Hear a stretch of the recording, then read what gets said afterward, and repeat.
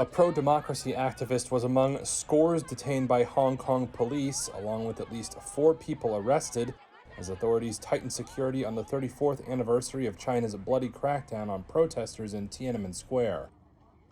Restrictions in Hong Kong have stifled what were once the biggest vigils and memorials, marking the 1989 student demonstrations, leaving cities outside Chinese control to keep alive the memory on the June 4th anniversary. Among those detained on Sunday were Alexandra Wong, a prominent democracy activist known as Grandma Wong.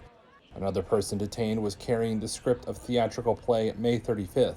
The play has not been performed in Hong Kong since the year 2020, before the enactment of a national security law that Beijing imposed on the city later that year.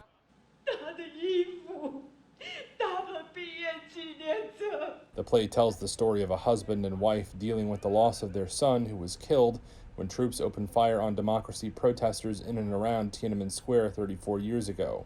This performance was staged in Taipei, Taiwan last week, a democratic self-governing island that Beijing claims is part of China.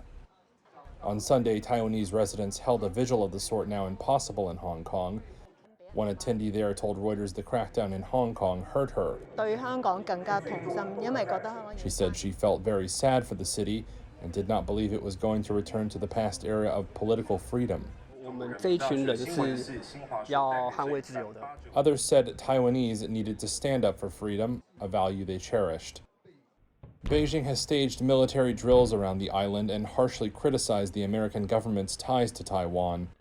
In a sign of ongoing tensions in the region, a Chinese warship came within 150 yards of a U.S. destroyer in the Taiwan Strait, in what American officials described as an unsafe manner. It came as U.S. and Canadian navies were conducting a joint exercise in the strait, which separates the island of Taiwan from mainland China. China blamed the United States for deliberately provoking risk in the region.